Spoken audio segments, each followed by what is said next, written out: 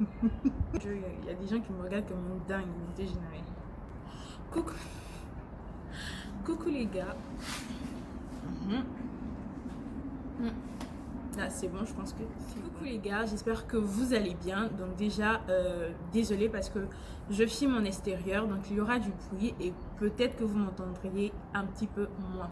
Donc voilà, il se fait un petit peu sombre, mais c'est normal parce qu'il fait nuit. Je voulais filmer depuis, mais en fait il pleuvait et je voulais vraiment sortir de chez moi. J'espère que vous allez bien, j'espère que vous passez d'excellentes vacances. J'espère que vous essayez de réviser aussi entre tous vos moments perdus pour au moins garder le fil et vous rappeler un peu de vos leçons pour ne pas être surpris lors des partiels. Donc, concernant les partiels, j'ai reçu un message qui m'a beaucoup touchée et message à la suite duquel j'ai décidé de faire cette vidéo. Donc vous l'auriez compris, on ne se retrouve pas pour une vidéo astuce ou quoi que ce soit. C'est vraiment une sorte de mini story time que je tenais à vous faire là aujourd'hui. C'est le cas d'une abonnée. En fait, elle me disait que c'était sa première année en France, qu'elle avait composé ses petites matières ou ses grandes matières, je ne sais plus, avant les vacances. Et elle pense qu'elle a échoué parce que ça ne l'a pas fait en fait. En gros, elle ne s'est pas en sortie, elle n'a pas terminé son devoir, elle n'a pas compris ce genre de choses. Et elle n'a pas le moral pour continuer les examens au retour des vacances, donc les examens de janvier. Elle a plus de motivation pour bosser, elle arrive pas à s'en remettre en fait parce qu'elle pense que si elle a raté cette matière, elle ratera toutes les autres matières. Elle en stresse tellement qu'elle a des insomnies, elle n'arrive pas à manger correctement, franchement elle est mal et en plus de ça elle est seule. Donc en gros elle n'a pas quelqu'un à qui parler de ça et donc elle sait pas, genre elle a l'impression que elle va bientôt décrocher et franchement ça m'a touchée, avouez que c'est touchant. Je me suis proposé je lui ai répondu en inbox bien sûr, mais son histoire m'a tellement rappelé ce que moi j'avais vécu dans mon cursus que j'ai décidé de le partager avec vous sur YouTube, de sorte que ça puisse motiver en fait une ou deux personnes qui sont dans ces cas-là, ne sait-on jamais. Il faut savoir que mon parcours à moi, donc depuis la maternelle jusqu'à aujourd'hui, il est entre le moyen et l'excellent. Donc la mention assez bien, bien et très bien, c'est mon parcours.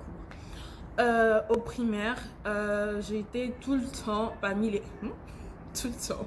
Au primaire, j'étais tout le temps parmi les... j'étais soit de la première, soit de la deuxième.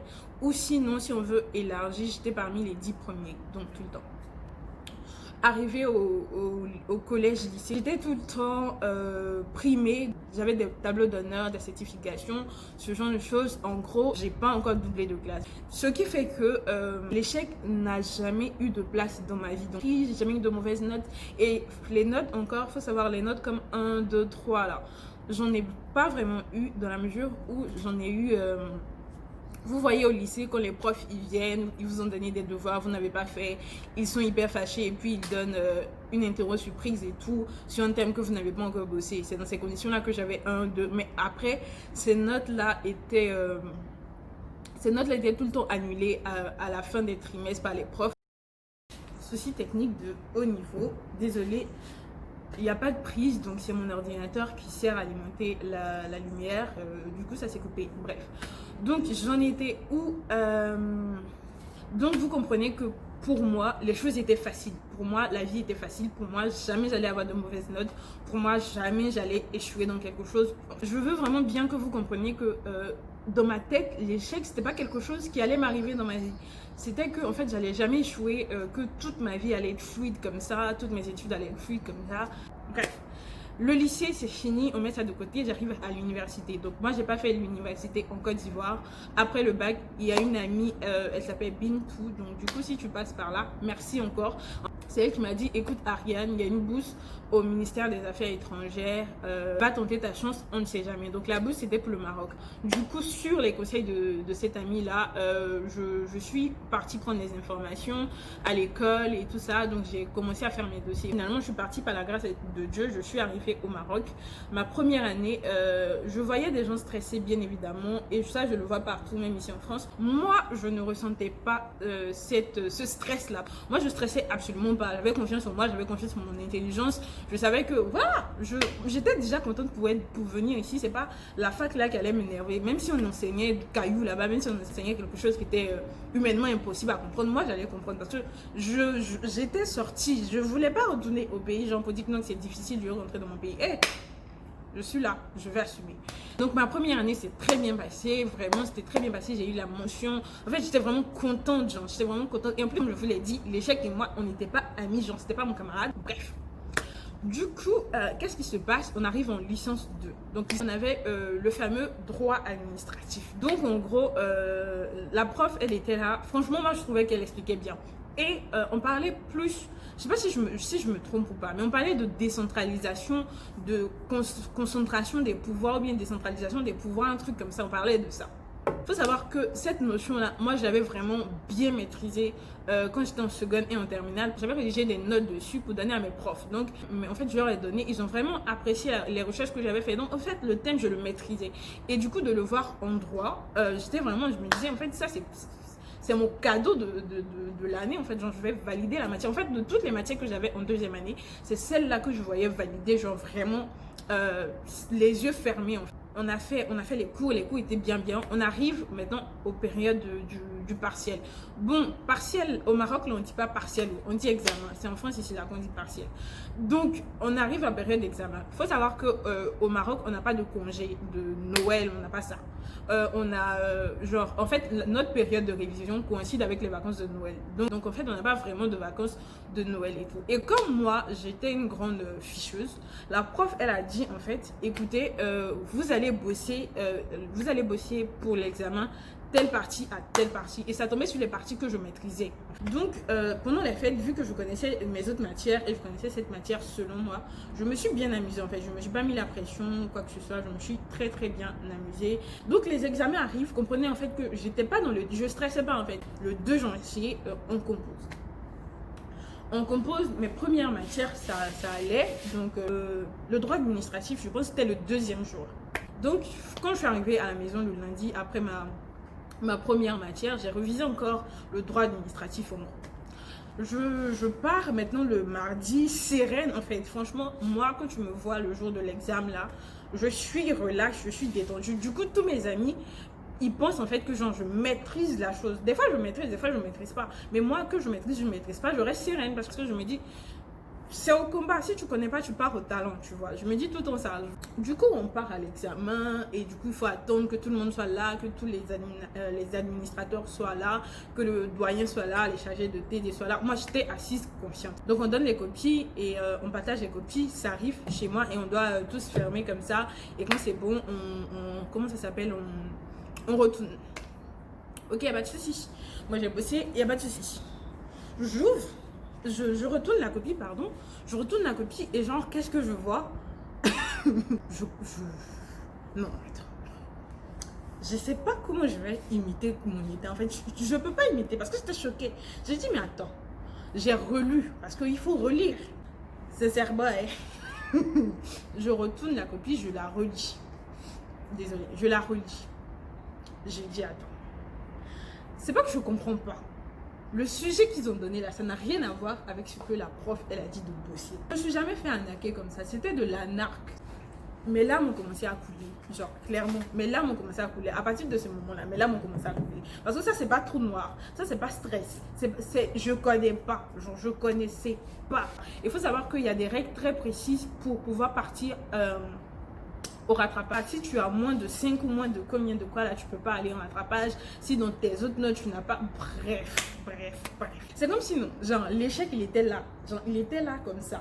Parce que c'était 0. Genre je connais pas. Je peux pas aller au talent, je peux rien faire. C'est comme si on t'a dit d'apprendre 2 plus 2 égale à 4. C'est tout. Toi tu as bossé ça comme une folle malade et on vient te donner genre 2 plus 3. Genre... Franchement, j'étais paniquée. Et comment vous dire en fait que je me voyais en train de reprendre mon année. J'ai commencé à pleurer, mes larmes coulaient comme ça, ça coulait. Ça coulait tellement. En fait, ça coulait tellement que ça mouillait en fait la copie. Genre, ça a mouillé la copie. Et il y a un chargé de TD, c'est un doctorat. Il est venu me voir, il a dit Chouf, ça va Chouf, ça va. J'ai dit oui, ça va et tout. Il a dit ça se voit que ça va pas, même chose. J'ai dit en fait, Roya, j'ai bossé. Bon, j'ai pas dit Roya, hein, j'ai dit monsieur. J'ai dit en fait, j'ai bossé tel truc. Et en fait, au final, ce que la prof a donné, c'est pas ça. Du coup, le gars, il a vraiment vu que même si c'était un miracle, j'allais jamais rien mettre sur ma copie. Il m'a dit écoute, je sais que tu es démoralisé, je sais que ça va pas, mais ce que tu vas faire, écris ton nom, ne reste pas là à paniquer et tout, parce que voir les autres écrire, ça va te stresser encore plus, ça va te traumatiser encore plus. Mets ton nom sur la copie, dépose la copie, rentre chez toi, va te libérer l'esprit, pleure si tu veux. Quand je suis sortie là, il faut savoir que ma fac à Mohamedia là-bas, genre au Maroc, ma fac, quel couille, c'est vrai, vous n'allez rien comprendre.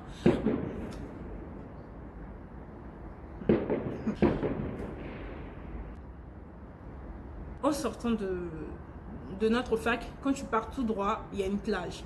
Donc je suis directement partie à la plage. Concert avec les vagues. J'ai pleuré, sincèrement, j'ai pleuré. Pleuré, crié, pleuré, crié. Alors que c'était ma première fois maintenant de... Vous là, vous faites semblant. Bon, waouh, hein. J'avais pas envie de filmer chez moi, mais au final, on n'a pas le choix. Comme je vous disais, en fait, je suis partie à la plage à côté de l'école. J'ai commencé à pleurer, j'ai pleuré.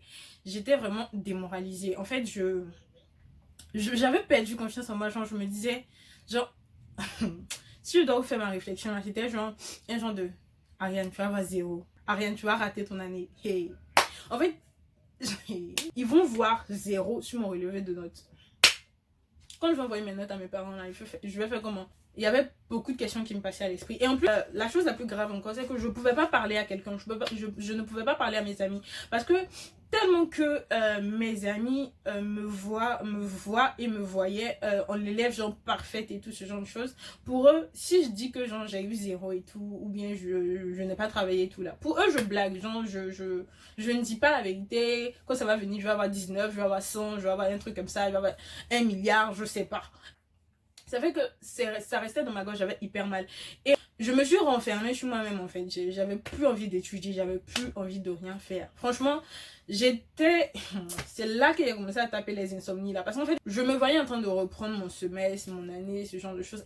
Il me faut combien de moyenne partout pour boucher la note de 0 en fait.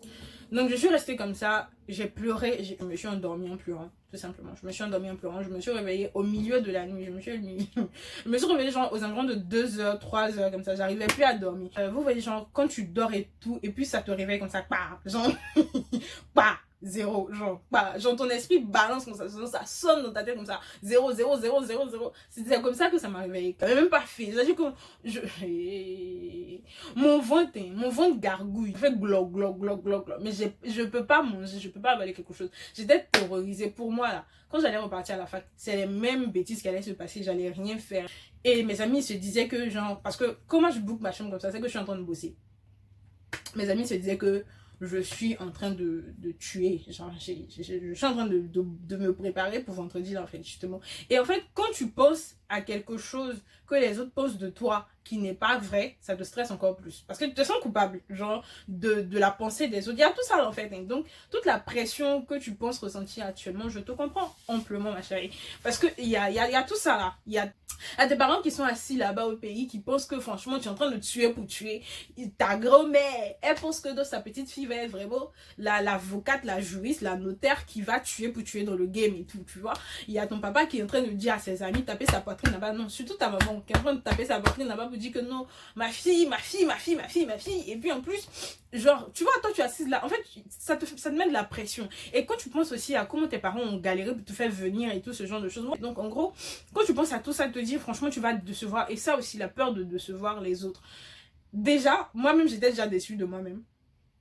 Et en plus de ça, ça ajoutait la peur de décevoir les autres, la peur de décevoir ceux que j'avais jamais déçus auparavant. Comme je l'ai dit là, mon papa, il s'est jamais attendu à ce que moi je lui envoie une mauvaise note. Et je savais très bien, je voyais même très bien comment mon papa il traitait les autres qui avaient de mauvaises moyennes là. Clairement, genre. Donc j'étais paniquée, j'étais terrorisée, je savais plus. Et la seule chose, c'était qu'un génie venait composer pour moi. Et puis c'est beau. Parce que moi-même, là, j'avais plus confiance en moi. Et c'est grave. Quand tu atteins ce niveau-là, quand tu atteins ce niveau de déprime, tu te dis que tu vas plus y arriver, c'est fini, c'est mort, ton année est fichue, genre toi-même tu es fichu, blablabla, blablabla. Tu as tellement le dégoût de tout que tu n'arrives même plus à prendre plaisir dans les choses les plus simples de la vie, en fait. C'est-à-dire que, voilà, pour manger. En plus, j'avais même pas l'argent. C'est ça aussi. Il n'y avait pas l'argent, je galérais, j'avais rien. J'avais waouh quoi. J'avais pas l'argent, j'avais rien de tout ça, niet nada. Donc, faut comprendre encore comment j'avais mal. Genre, quand je me suis en sortie, je suis restée éveillée, puisque je n'arrivais pas à dormir. Je suis restée éveillée et je me suis dit, écoute, Ariane, tu es humaine, ça arrive. Faut être fière de ton parcours, en fait. C'est la première fois que ça t'arrive, sois content. La réussite que tu auras cette année-là, ça sera le prix de ta souffrance. C'est-à-dire que tu vas vraiment saigner pour valider cette année. Tu vas voir en fait que ça sera l'une de tes plus grandes joies. Et en effet, ça l'a été en fait en fin d'année. Parce que c'est maintenant que j'ai compris en fait mes amis qui bossaient dur. Et puis quand ils avaient leur année, leur validé, ils passaient en classe supérieure, ils criaient. Parce que moi je comprenais jamais ça. Genre, c'est quoi? Non. Tu as eu 10 de moyenne, souvent te prendre ici. En fait, je comprenais pas, sincèrement, c'était très égoïste de ma part. Je comprenais pas. Parce que moi, j'avais mon année en fermant les yeux, comme ça, j'arrive à la maison, je ferme les yeux, je comprends, je pars à l'école, j'ai combien de moyenne, blablabla. Donc, en fait, j'avais jamais compris ça. Enfin, je me disais, écoute, crois en toi. Heureusement, j'avais sur moi mes bulletins depuis que j'étais petite là. Vous voyez les livrets scolaires là. Même là, je l'ai actuellement. Et quand ça ne va pas, je revois tout ça. Je vois à quel point j'étais bonne. Genre, je revois à quel point je suis intelligente. Et ça me remotive en fait. Donc, je sais pas, essaie de trouver quelque chose que tu as bien fait dans ta vie. Essaie de trouver ce truc qui te rendait fière de toi avant de regarder tes objectifs. Parce que si tu regardes tes objectifs et que tu vois que tu es dans une mood où en fait, tu te sentiras coupable de t'être fixé ces objectifs-là. Tu vas te dire que tu t'es fixé de trop grands objectifs et tu vas commencer à baisser tes objectifs, baisser tes standards. Tu te dis que, finalement, je veux plus avoir 14, je veux que avoir 10 pour valider. C'est comme ça qu'on fait un con.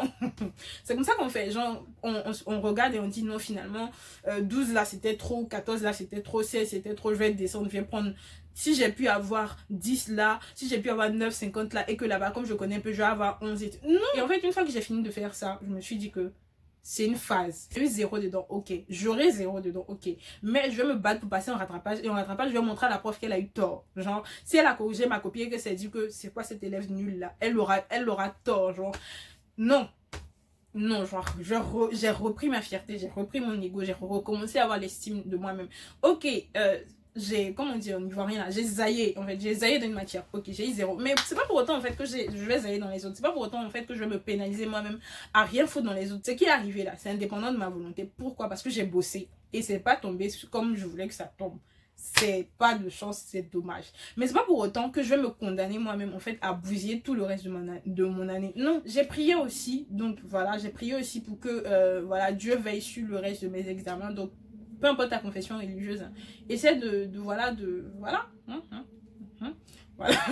Si c'est par rapport à tes parents, écoute, déstresse. Genre, si tu stresses par rapport à ce que tes parents vont penser de toi, ou bien parce que par exemple, tes parents ils ont galéré pour t'emmener là et que tu te dois de les rendre fiers, tu veux pas les décevoir, tu veux pas qu'ils soient, voilà, qu'ils se disent qu'ils ont fait un mauvais choix de t'envoyer là-bas. Mais il faut savoir que les parents, ils comprennent, ils ont été étudiants aussi, ils ont été élèves, ils ont été étudiants et tout. Donc, ils comprennent, tu vois. S'ils sont pas si sévères que ça, à un moment, ils comprennent. Un moment, ils comprennent que là-bas, là, tu es seul. Là-bas, voilà, tu n'es pas dans le même environnement que quand tu étais avec eux. Parce que quand tu étais avec eux, c'était un bon environnement. Tu travaillais là-bas. Et là-bas, tu es seule, tu dois te débrouiller toute seule comme une grande. Donc, il y a des choses qui changent. Il y a beaucoup de facteurs qui changent. Donc, tu comprends qu'ils sont beaucoup plus attentionnés, beaucoup plus...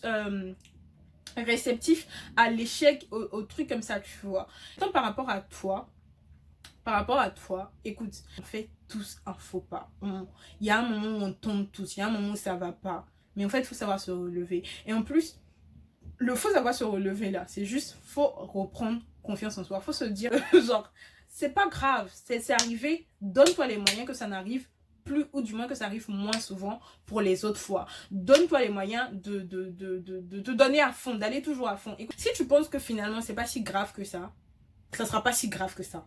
Si tu penses que c'est si grave que ça sera si grave que ça. Genre, tu pourras pas t'en sortir. Faut juste penser positif. Voilà. En gros, j'ai beau eu mal ce jour-là. Ça a beau été le premier jour de ma vie où j'ai eu 0 clairement 0. Mais je ne l'ai pas dit. En fait, quand j'ai rattrapé la matière, j'ai eu 13. C'est pas oulala. Mais j'ai eu 13. Je sais ce que je vaux. Je sais que même s'il y a des choses qui sont difficiles, même cette année, genre je suis en master 2, mais figure-toi que je stresse. Je me demande en fait, est-ce que voilà, est-ce que telle matière va pas me pénaliser? Est-ce que telle chose? Mais en fait, c'est pour un moment en fait. Genre, ça, cogiter sur les choses comme ça, c'est pas mal en soi. Mais cogiter plusieurs fois jusqu'à en avoir des insomnies, si tu restes dans ça, en fait, tu pars tout droit à la catastrophe, en fait, parce que ça va être resté que ça dans ton esprit, ça va te faire te rabaisser toi-même et tu ne pourras pas aller de l'avant, en fait, tu ne pourras rien faire. Dors paisiblement, en fous-toi de la pression qu'il y a à côté. Écoute, tu veux te rendre fier, tu veux rendre tes parents fiers, tu veux rendre... ton entourage fier, tu veux voir ton nom sur une affiche, tu veux voir ton nom, tu veux écrire une histoire, tu veux, je sais pas, tu veux être brillante, tu veux être excellente, mais tu ne le sauras pas si tu es morte en fait. Clairement, je suis désolée de le dire comme ça, mais tu ne le sauras pas si tu es morte. Parce que en fait, je sais pas si c'est scientifiquement prouvé, mais j'avais vu une émission où on disait dormir en fait moins de combien d'heures par jour pendant 10 jours. C'était une cause d'AVC, c'était une cause de mort. Donc en gros, si tu te mets dans cet état-là, si tu te nourris pas, si tu ne manges pas juste à cause de ça, écoute, qui tu vas rendre fier en fait? Genre, qui va crier en fin d'année? Personne, parce que tu seras même plus là pour le faire. Donc sincèrement, respire, respire. C'est que l'école, c'est que une étape dans la vie, ça ne définit pas ta vie entière, ça ne définit pas qui tu es. Tu vaux mieux qu'une mauvaise note, tu vaux mieux que tout ça. Tu es humaine, tu as le droit de faillir une fois. Ne laisse pas perdurer ce mauvais sentiment-là éternellement. Voilà, c'est ce que je vous souhaite à tous. Donc, sur cette note, je vous souhaite de très bonnes fêtes, de très belles fêtes. Bon, donc, c'était ça. J'espère que je sais pas si la vidéo vous a appris quelque chose. Enfin, j'espère qu'elle vous aura appris quelque chose. J'espère qu'elle pourra aider une ou deux personnes qui passent par ces moments désastreux et tout. Écoutez, vous en rirez bien. Vous aurez une histoire à raconter demain à vos petits frères. Voilà, ça fait une expérience en tout, ça vous force, ça vous construit. Genre, pensez comme ça. Genre, dites-vous que une mauvaise phase, ça vous construit, ça vous détruit pas, ça vous construit, ça doit vous construire, ça doit pas vous détruire. Rien sur cette terre ne doit vous détruire en fait, ça doit vous construire. Vous êtes plus fort que ça. Bisous, prenez soin de vous, prenez soin de vos proches et appelez-vous pour Noël et le Nouvel An. Envoyez-moi des messages aussi sur mon Instagram, donc je vous mets là.